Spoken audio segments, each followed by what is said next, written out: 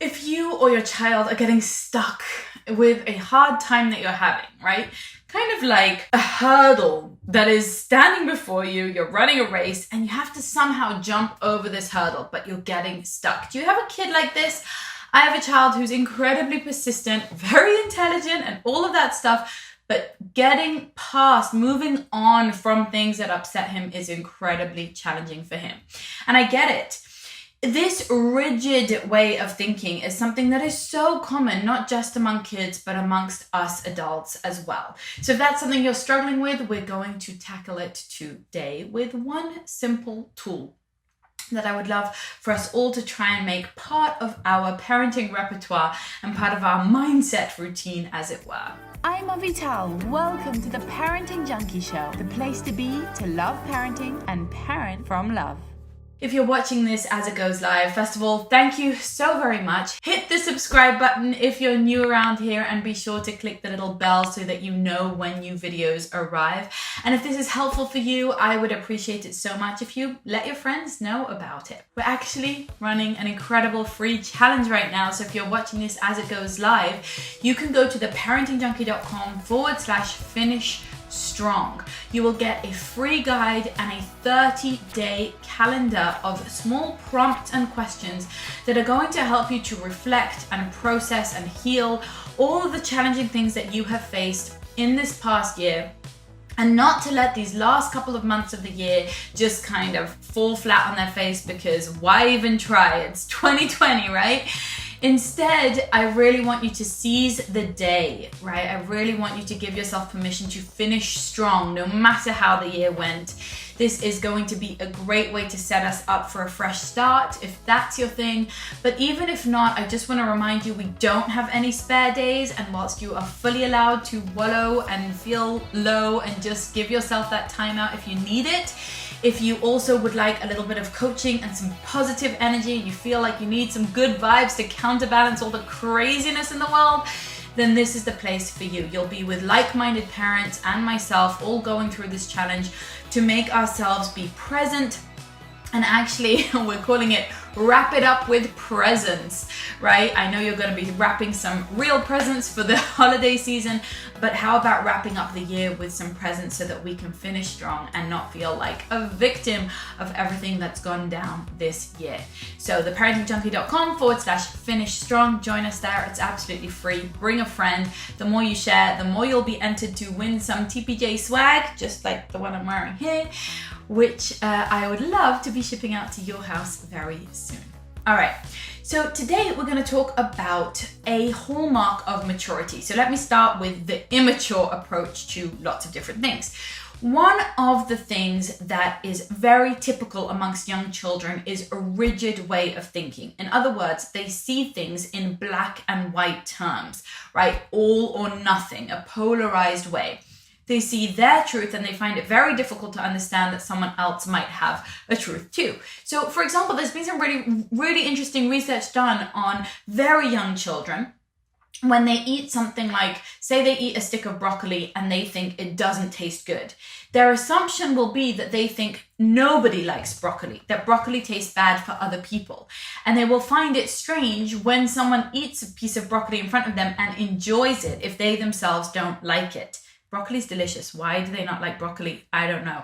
But this is just the example. However, as they grow up, their mirror neurons kick in, their empathy kicks in, they start to be able to take on a different person's perspective, and they start to be able to understand that whilst I don't like broccoli, maybe you do like broccoli because you hold a different truth about broccoli. You have your own subjective experience about this, and they start to be able to understand that and to hold space for that truth as well, which is a hallmark of maturity.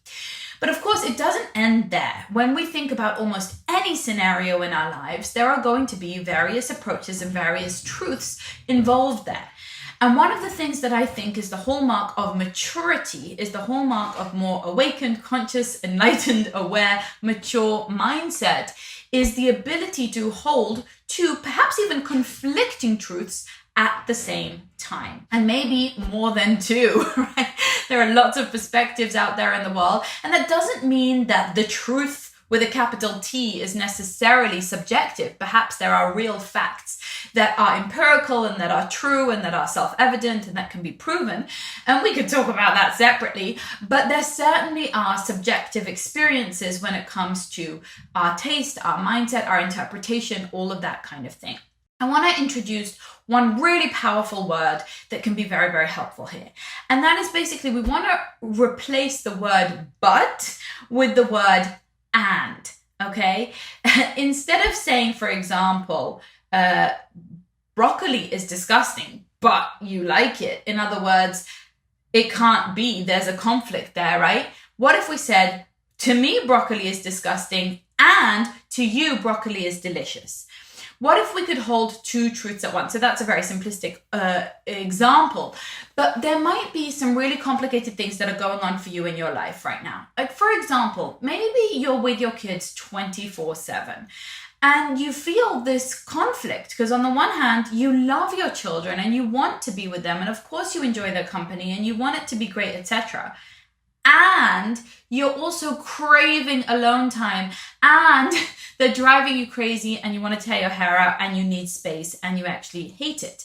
Maybe you love it and hate it all at once in different measures and in different ways, right? That's kind of a complicated mishmash, but there are two truths that are true at once. It's not black or white. It's not all or nothing. It's both, in fact. There's no or there, right? So we're replacing the or the but words, or for my Americans, with and, right? Both things exist. Both things coexist at the same time within us. It's very confusing for us. It can cause turmoil when we feel both things, right? That and many of us can flitter between so many different feelings around someone, right? Like I might feel repulsed and disgusted one moment and soft and compassionate and loving another moment. I might feel exhausted and depleted and bitter and angry and at the same time feel grateful and in awe and loving and appreciative, right? We can hold all of these things at once. I might feel grateful that my kids are going to school and that I need the break and that I'm just so happy they have friends and worried about the health implications of that or the social implications, etc.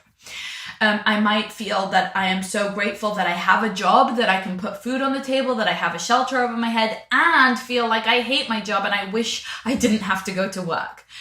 I can feel lots of different complicated things at once, and people can hold within them lots of different complicated feelings at once when we see them, right? Like I can love someone and appreciate lots of different qualities about them and see huge, incredible things within them and hold their goodness to light, and have a lot of criticism and difficulty and judgment around certain things that they do or say.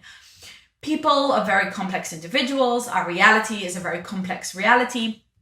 And one of the immature things to do is a reductionistic view that really simplifies that into just an all or nothing way of thinking, that puts just one label on a situation and only allows us to feel one way about it. Puts one label on a person and only allows us to feel one way about it. The truth is so much more layered and nuanced and complex than that. So one of the things we want to allow our children to have is to notice that whilst they feel one thing, they might also feel another thing. Like, for example, they might not love the taste of broccoli, but they might still feel like this is a healthy food that's giving me great nutrients. Or I don't love the taste, but I do like the texture. Right? There are lots of different ways, even just within that sentence of I don't like broccoli. Well, maybe you don't like broccoli raw, but maybe you really love it when it's roasted, or maybe you really love it with some salt or dipped in mayonnaise or whatever it is, right? There is not just one truth that I don't like broccoli. Maybe sometimes you like it, sometimes you don't. You like it in some formats and not in others. Or maybe you like it and don't like it at the same time. That can even be true as well.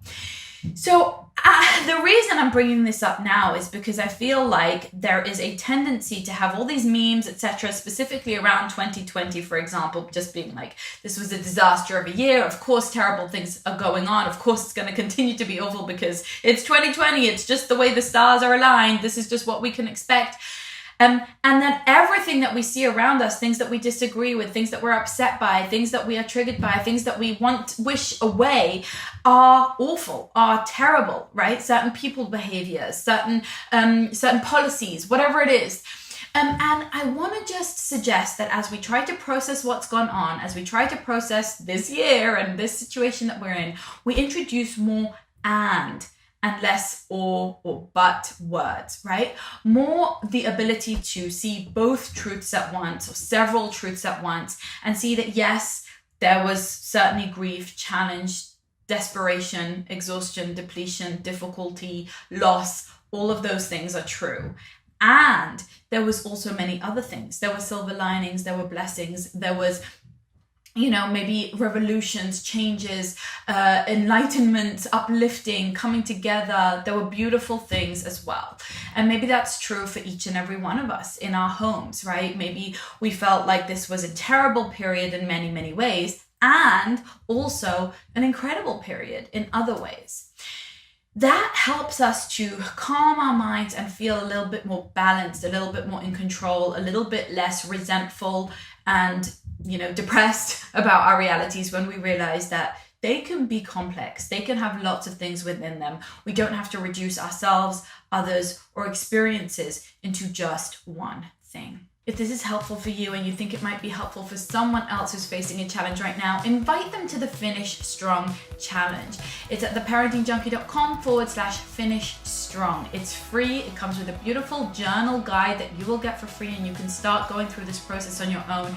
It's very therapeutic and healing, and it's incredible to be doing this, all of us together, in this space of really processing and reflecting on what happened over this past year, and how we can seize the day and show up anyway, show up regardless, show up despite, perhaps show up because of what has been going on, and finish strong and not just give up on ourselves or on our families and on our joy. Remember to keep on loving parenting and parenting from love. Namaste.